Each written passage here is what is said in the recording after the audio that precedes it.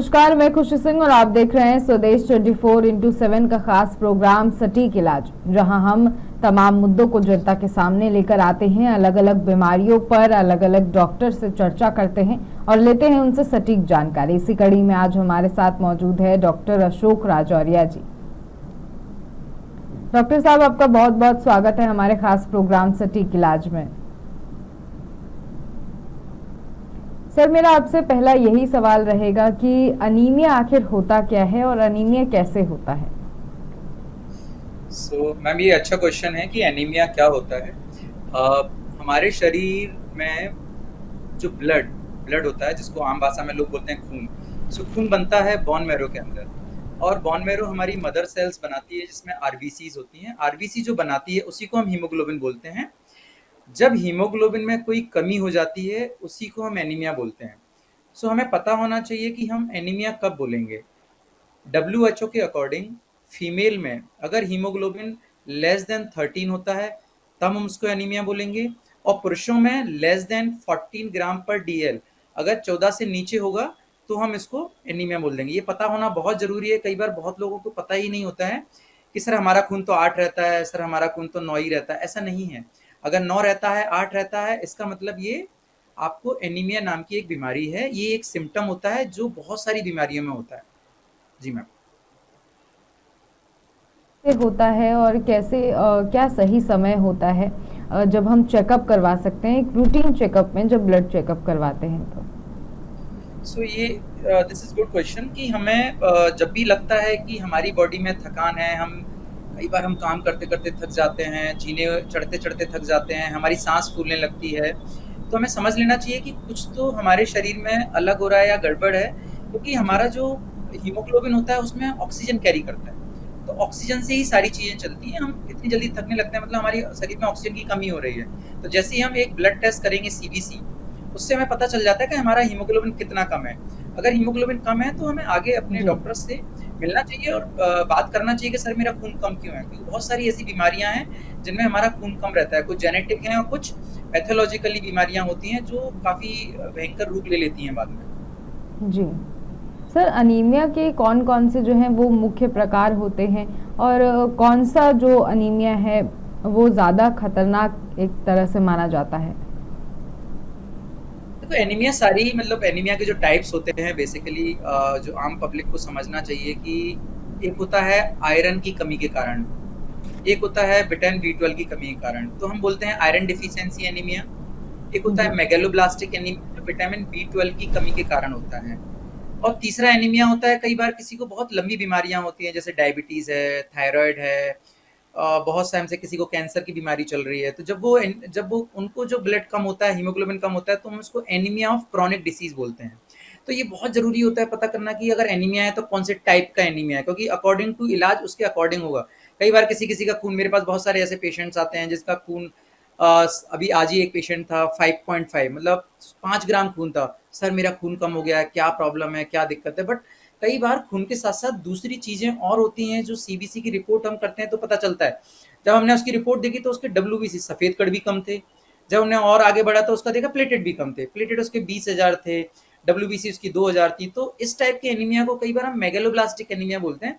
जब हमने टेस्ट किया तो पता चला उसको विटामिन बी 12 की कमी थी। तो इसमें डरना नहीं है बिल्कुल भी। हम विटामिन बी 12 के कुछ मेडिसिन है वो देते हैं और पेशेंट बिल्कुल ही परफेक्टली फाइन हो जाता है।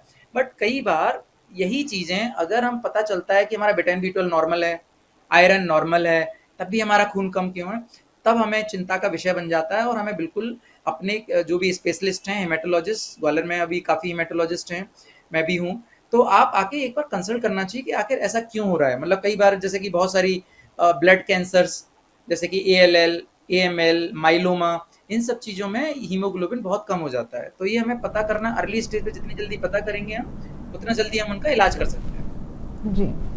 सर, आपने बताया कि तमाम तरह के जो ब्लड सेल्स होते हैं, आरबीसी, डब्ल्यूबीसी और प्लेटलेट्स, ये तीन मुख्य चीज़ें होती हैं। मुझे लगता है कहीं ना कहीं स्कूल टाइम से बच्चों को ये सिखाई जाती हैं, तो इनका मेन फंक्शन क्या होता है? तो ये बहुत अच्छा क्वेश्चन है और मुझे लगता है कि ये कोई पहली बार मुझसे ऐसे पूछ रहा है इतने बड़े चैनल पे। आरबीसी आरबीसी से बनता है हीमोग्लोबिन। अगर आरबीसी बहुत कम हो जाएंगी तो क्या होगा, हीमोग्लोबिन कम होगा, हीमोग्लोबिन कम होगा तो क्या होगा, आरबीसी हमारा ऑक्सीजन कैरिंग, हमारे ब्लड में जो ऑक्सीजन को एक जगह से दूसरे जगह ले जाती है, ब्रेन में, हार्ट में, लिवर में, एवरीवेयर, वो सारा काम आरबीसी करती है। अगर आरबीसी ही कम होंगी तो ऑक्सीजन कम पहुंचेगा, ऑक्सीजन कम पहुंचेगा तो हमें कुछ भी हो सकता है। अगर किसी का हीमोग्लोबिन 2 है और सडन उसको एकदम से हमारे पास पेशेंट आता है बेहोश है हालत में, कभी भी हार्ट अटैक आ सकता है। डब्ल्यूबीसी में हमारी जो जो सफेद रक्त कणिकाएं होती हैं उसमें 5 टाइप की डब्ल्यूबीसी होती हैं, न्यूट्रोफिल, लिम्फोसाइट, मोनोसाइट, यूसिनोफिल और बेसोफिल।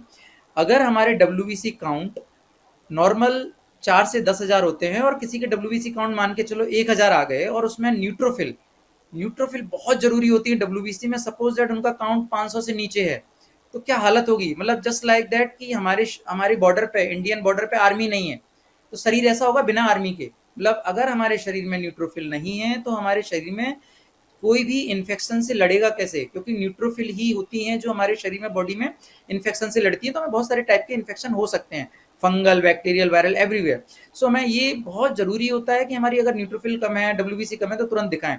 ऐसे ही प्लेटेट होता है, अगर प्लेटेट की वैल्यू बहुत ज्यादा कम हो जाए, जैसे डेंगू में सब लोग जानते हैं कि डेंगू में प्लेटेट कम होते हैं तो ब्लीडिंग होने लगती है, ऐसे नॉर्मली बहुत सारे पेशेंट आते हैं मेरे पास कि हीमोग्लोबिन बहुत अच्छा है, नॉर्मल हीमोग्लोबिन है, डब्ल्यूबीसी कण बहुत अच्छे हैं, बट प्लेटेट 2,000, 3,000, 4,000। तो कई बार ऐसे पेशेंट आते हैं, सर मुझे तो कोई दिक्कत नहीं है, मैं तो बिल्कुल ठीक घूम रहा हूँ, बट डब्ल्यूबीसी 2,000, 3,000, मतलब प्लेटेट अगर 2,000, 3,000 होंगे तो आपके ब्रेन में कभी भी ब्लीडिंग हो सकती है। तो हमें ऐसे इग्नोर नहीं करना है, तुरंत जाके एडमिट करना है। कई बार आईटीपी नाम की एक बीमारी होती है जो सिर्फ दवाइयों से ठीक हो जाती है, अगर हम दवाइयाँ देते हैं तो वो बीमारी बिल्कुल ठीक हो जाती है। जी। जी सर, मेरा अगला सवाल आपसे ये है कि फीमेल्स में जो अनीमिया होता है, तो फीमेल्स में अनीमिया किस कारण की वजह से होता है? क्योंकि हम ज़्यादातर देखते हैं कि प्रेग्नेंट लेडीज़ को जो है वो खून की कमी कहीं ना कहीं हो जाती है, तो ये ऐसा क्यों होता है और इससे कैसे बचा जा सकता है? ऐसा नहीं है कि प्रेग्नेंट फीमेल को ही खून की कमी होती है। So every females when she become the reproductive age, जब भी हम उस रिप्रोडक्टिव एज ग्रुप में जब भी आते हैं, जब भी हमारे पीरियड्स स्टार्ट हो जाते हैं जी। गर्ल्स के, सो उसके बाद ब्लड लॉस होना स्टार्ट होता है। तो एवरी मंथ जो ब्लड लॉस होता है, क्योंकि हीमोग्लोबिन बनता है आयरन से और आयरन होता है ब्लड में, सो जो भी आयरन ब्लड में होगा, जितना ब्लड लॉस होगा तो ब्लड के साथ साथ हमारा आयरन लॉस होगा। और जी। Iron is a raw material for the haemoglobin, क्योंकि आयरन जी। है तो हीमोग्लोबिन बनेगा, आयरन नहीं है तो नहीं बनेगा। So this is the reason कि हमारे पीरियड्स, किसी के पीरियड्स बहुत लंबे चलते हैं, 6-7 दिन, किसी के पीरियड्स में ब्लीडिंग बहुत ज़्यादा होती है। सो दिस इज अ इशू कि हमारी डाइट प्रॉपर नहीं है, हम डाइट पूरी आयरन रिच फूड नहीं ले रहे हैं, क्योंकि जी। यूजुअली हम इंडियन पॉपुलेशन में 90% लोग तो वेजिटेरियंस होते हैं, तो यूजुअली वेजिटेरियन को बहुत अच्छा आयरन मिलता नहीं है, तो नॉन वेजिटेरियन को ये दिक्कतें बहुत कम आती है। तो बट वेजिटेरियन के लिए जो चीज़ें हैं हम वो फॉलो नहीं करते हैं, इसीलिए जितना ब्लड लॉस होता है उतना आयरन लॉस होगा, आयरन लॉस होगा तो हीमोग्लोबिन कम हो जाता है। यही कारण है कि महिलाओं में एक प्रेगनेंसी के टाइम पे आते आते आते आते हमारा हीमोग्लोबिन इतना कम हो जाता है। तो हमें इस चीज़ का इसलिए ध्यान रखना चाहिए कि हमें आयरन रिच फूड लेना है आफ्टर, जैसे हमारे पीरियड्स स्टार्ट होते हैं तो आजकल गवर्नमेंट की भी पॉलिसीज़ हैं कि हमें आयरन टैबलेट्स स्टार्ट कर दी हैं, आयरन रिच फूड लेना है, आयरन रिच आटा है आजकल। सो ये सप्लीमेंट्स में आयरन सप्लीमेंट्स बहुत ज़रूरी हैं गर्ल्स को लेना। जी। जी। सर, आपने अभी बताया कि बैलेंस डाइट कितनी ज़रूरी है, तो आयरन रिच फूड में क्या क्या आ सकता है, चाहे वो फल हो या सो सब्जी हो? मतलब और वहीं हाँ, आपने मतलब फ्रूट्स जी। में, हाँ, अगर हम फ्रूट्स की बात की जाए तो आयरन रिच फ्रूट्स में एप्पल है, और आयरन से related jaggery is a rich source of iron, इसलिए बोलते हैं कि पहले एक ज़माना था जब गांव था तो हम लोहे की कढ़ाई में खाना बनाते थे, काफ़ी जी। हद तक ठीक है। सो ये सब चीज़ें करें, पालक है एंड अनार है, जो दूसरे चीज़ें हैं, जैगरी है, पिन खजूर है, ये सब चीज़ें हम अगर अपनी रूटीन लाइफ में लाते हैं और ग्रीन वेजिटेबल्स को थोड़ा ज़्यादा खाएंगे तो मतलब हम आयरन अपना एब्जॉर्ब कर सकते हैं। बट किसी किसी में, कई बार किसी को पेट के दिक्कत रहती है, आयरन एब्जॉर्ब नहीं करते हैं, तो उन लोगों को फिर दिक्कत आती है, तो फिर उनको मिलना चाहिए डॉक्टर से कि सर हम क्या करें नेक्स्ट। नहीं तो उनका कभी कभी वो फिर उस हालत में आते हैं कि कई बार 3 ग्राम 2 ग्राम खून के साथ डॉक्टर्स के पास पहुंचते, तो ऐसी हालत ना बनाए और एक बार संपर्क करें डॉक्टर से मिलने का। कि कहीं न कहीं गवर्नमेंट भी अब इसमें बहुत ज़्यादा इंक्लूड हो रही है कि आयरन टैबलेट्स जो हैं वो प्रोवाइड की जाए जनता को। तो आयरन की टैबलेट्स जो है वो इनटेक करना क्या एक सही तरीका है आयरन को खाना, या फिर हम जो फ्रूट्स के थ्रू है उसे लेना ज़्यादा बेटर माना जाता है? देखो मैं वही वाला हूँ, जैसे किसी का खून अगर 6 ग्राम है, 4 जी, ग्राम है, तो हमें आयरन टैबलेट लेनी ही पड़ेगी ना, क्योंकि हमें तो ट्रीटमेंट चाहिए। एक होता है कि थेरेपेटिक होता है, डायग्नोस्टिक, मतलब हमें अगर एक डाइट फॉलो करना है तो हम आप अगर डाइट में आयरन रिच फूड अगर ले रहे हैं तो हमें टैबलेट्स की जरूरत ही नहीं पड़ेगी। बट हमारा जी, खून कम हो गया तो हमें टैबलेट्स लेनी ही है। सो गवर्नमेंट ने जो प्रोग्राम स्टार्ट किया है, बिकॉज हम अब इतना आयरन आयरन रिच डाइट ले ही नहीं पाते हैं, तो इसीलिए बीच बीच में जो रिप्रोडक्टिव एज ग्रुप की गर्ल्स हैं जिनको पीरियड्स एंड ऑल स्टार्ट हुए हैं, चीजें हैं, तो उनमें गवर्नमेंट का प्रोग्राम है कि अगर हम आयरन की 100 मिलीग्राम की टैबलेट अगर हम एक दिन के अल्टरनेट डे भी लेंगे तो चलेगा। सो दिस इज वेरी इंपॉर्टेंट कि सम टाइम आयरन टॉलरेंस नहीं होता है, किसी किसी को जैसे आयरन की टैबलेट खाने के बाद कॉन्स्टिपेशन होता है, किसी को वोमिटिंग फीलिंग आती है। This is a very big problem. So उसको उस कंडीशन में फिर हम अपने डॉक्टर से बात करनी चाहिए कि सर हमें क्या करना चाहिए। जी। जी। सर आप अभी बता रहे थे कि हीमोग्लोबिन कितना सही होता है, मतलब कितना सही होना चाहिए ताकि उसे अनीमिया ना हो। तो कितना सही हीमोग्लोबिन होना चाहिए या फिर कितनी मात्रा में एक बॉडी में मेल और फीमेल की बॉडी में हीमोग्लोबिन होना चाहिए? So as per the WHO criteria, world wide health organisation के अकॉर्डिंग, महिलाओं का हीमोग्लोबिन जो स्त्रियों में होता है, फीमेल्स में जो रहता है, 13 ग्राम से कम नहीं होना चाहिए। जी। 13 to 16.5, so 16.5 is the maximum, so lowest at least 13 होना चाहिए, 13 से कम नहीं। पुरुषों में 14 होना चाहिए minimum. so 14 is the guidelines, अगर इससे नीचे जाता है तो हम उसको एनीमिया बोलते हैं। जी। Yes ma'am. सर अगर किसी को एनीमिया हो जाता है, जैसे कि आपने बताया कि कमज़ोरी एक लक्षण माना जाता है, तो क्या कमज़ोरी के अलावा और भी कुछ ऐसे लक्षण हैं जो बताते हैं कि अब शायद एक रूटीन ब्लड चेकअप की ज़रूरत है, अनीमिया चेकअप की ज़रूरत है? सो एनीमिया के लिए मेन चीज़ है कि अगर हमको एनीमिया है और हमको जो लक्षण है, सबसे बड़ा लक्षण यही होता है कि हम चलते चलते थक जाते हैं, थकान होना। लेजीनेस होना, जैसे सपोज एट कोई बहुत एक आधे घंटे से बैठा हुआ है और एकदम उठता है तो उसको एकदम से चक्कर आने लगते हैं, सिर घूमने लगता है, कॉन्सेंट्रेट नहीं हो पाता है किसी भी काम करने के लिए, कहीं काम करने में मन नहीं लगता है। तो ये सारे जो कारण होते हैं, क्योंकि ऑक्सीजन लेवल कम हो जाता है, ब्रेन का ऑक्सीजन, हीमोग्लोबिन कम होगा तो ऑक्सीजन लेवल कम होगा, तो बहुत सारी ये सब चीज़ें, हेडेक होना है, हेडेक स्टार्ट हो जाता है लोगों को। तो इन सब चीज़ें अगर स्टार्ट हैं तो आपको एक रूटीन चेकअप करना चाहिए, ब्लड टेस्ट करना चाहिए, जिससे हमें पता चलेगा कि आपके अंदर हीमोग्लोबिन लेवल कितना है। जी। सर अभी आपने ब्लड टेस्ट के बारे में बताया, तो कौन से ऐसे ब्लड टेस्ट है जिन्हें करा के अनीमिया का पता चल सकता है? और जैसा कि आपने बताया कि हीमोग्लोबिन में जो है वो आयरन और सारी चीज़ें प्रेजेंट होती हैं, तो क्या उनके अलग टेस्ट होते हैं या सिर्फ एक ब्लड टेस्ट में हमें पता चल जाता है कि हीमोग्लोबिन में क्या क्या चीज़ें कम है या ज़्यादा हैं? सो ब्लड से ही होते हैं टेस्ट, उसके लिए अलग से कोई टेस्ट नहीं करने होते। ब्लड से हमने एक ब्लड सैंपल लेते हैं जब भी हमें लगता है कि ब्लड से, एक सिंपल सा टेस्ट होता है CBC, कंप्लीट जी। Blood count. तो उसमें बहुत सारे पैरामीटर्स होते हैं जिससे हमें पता चलता है कि हीमोग्लोबिन कम कितना है।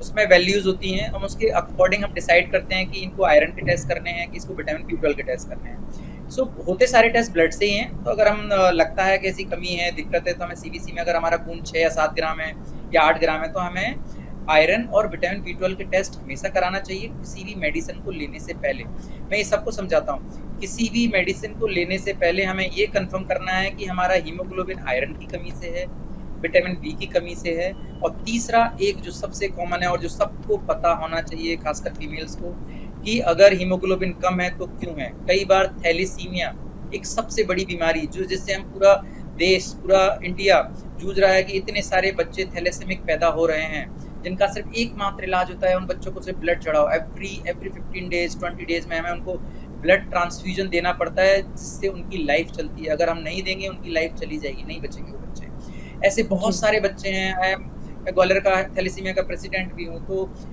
आई हैव 350 पेशेंट्स, मतलब हमारे जी। पास 350 से ज़्यादा बच्चे रजिस्टर्ड हैं थैलेसीमिया के, जो सिर्फ कैसे होते हैं, हमें पता ही नहीं है कि हमारा हीमोग्लोबिन नॉर्मल कितना है, हम नॉर्मल लाइफ जीते रहते हैं, पता पड़ा हमारा हीमोग्लोबिन कम है, बट किसी ने जांच ही नहीं की कम क्यों है। हो सकता है जी। वो आयरन की कमी से, हो सकता है विटामिन B12 की कमी से हो, बट किसी ने टेस्ट ही नहीं किए। तो मेरे पास बहुत सारे ऐसे पेशेंट हैं, सर मेरा तो खून इतना ही रहता है। जब आपकी शादी हुई, तो जिस बंदे से शादी हुई, जिस लड़के से शादी हुई, पता पड़ा उसका भी खून कम था, हीमोग्लोबिन उसका 11 रहता, सर मेरा तो इतना ही रहता था। पता चला बाद में जब हम टेस्ट करने बैठे तो उनको पता चला दोनों को थैलेसीमिया माइनर था, क्योंकि जी। थैलेसीमिया माइनर में जब आयरन टेस्ट करोगे तो नॉर्मल आएगा।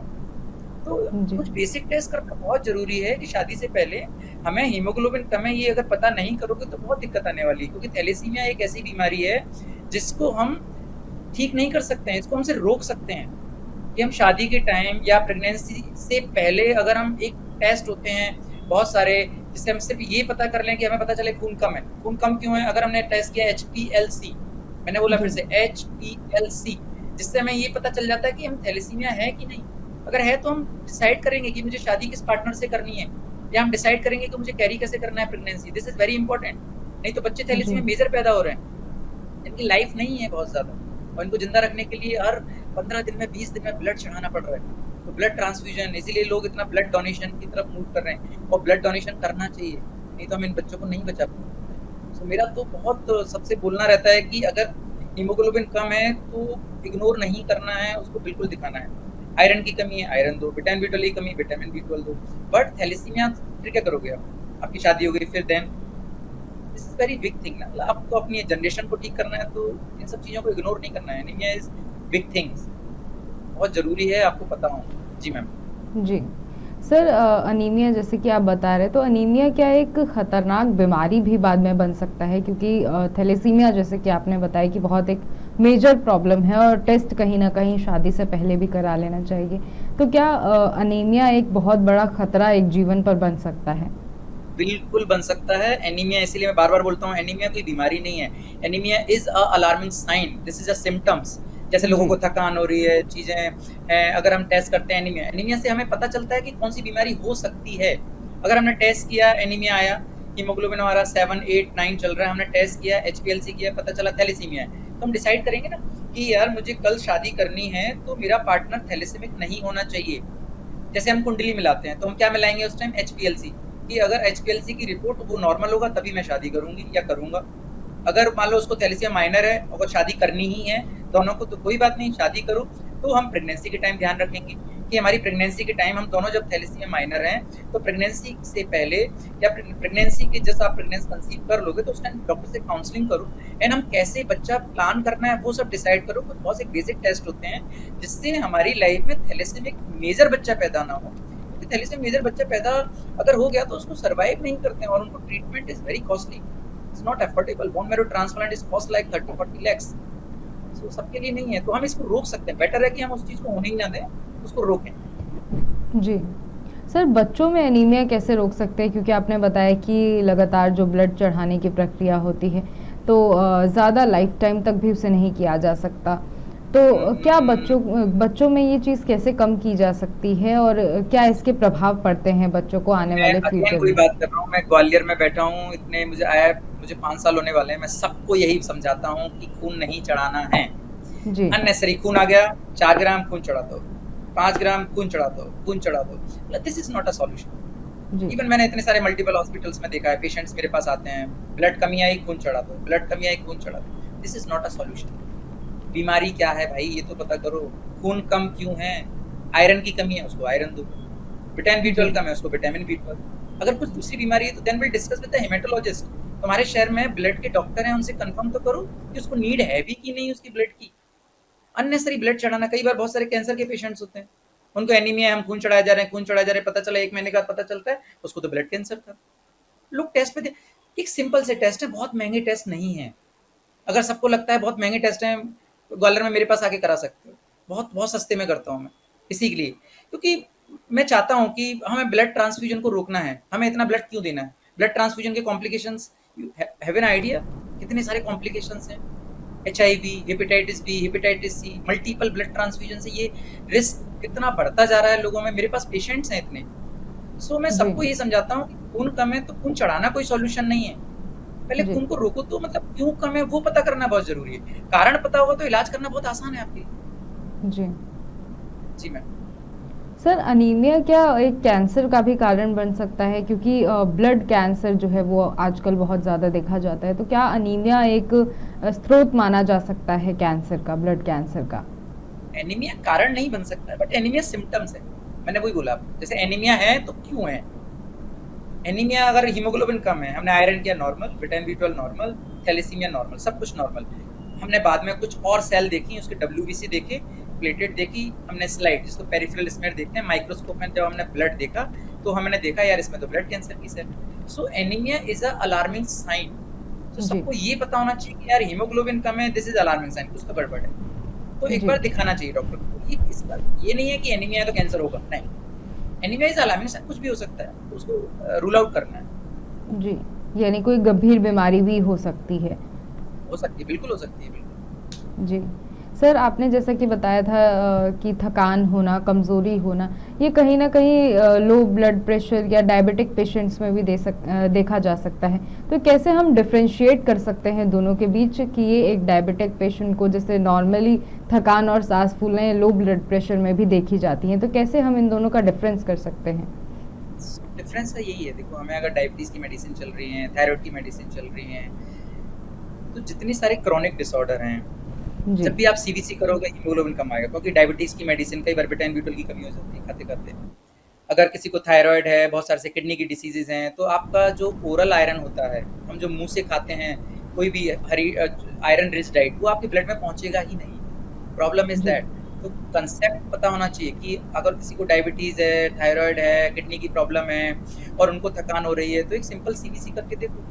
अगर हीमोग्लोबिन कम है तो हमें देखना पड़ेगा, क्योंकि इन पेशेंट्स में जब भी हम ओरल आयरन काम नहीं करता है बहुत ज़्यादा, जो भी हम खाएंगे पिएंगे, क्योंकि हमें आयरन कहाँ चाहिए, ब्लड।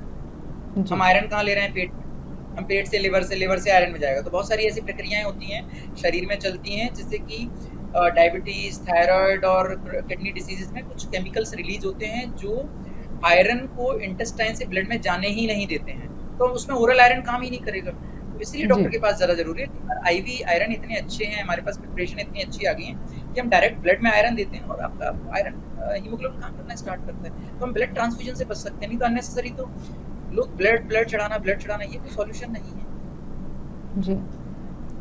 तो डॉक्टर अशोक राजौरिया जी लगातार हमारे साथ जुड़े हुए थे और अनीमिया पे तमाम जानकारी इन्होंने जो है वो स्वदेश 24x7 के माध्यम से जनता से अपनी चीज़ों को शेयर किया, साझा किया। इसके लिए बहुत बहुत धन्यवाद सर आपका। Thank you ma'am. फिलहाल खबरों में इतना ही। देश और दुनिया की तमाम बड़ी खबरें देखने के लिए बने रहे स्वदेश 24x7 के साथ।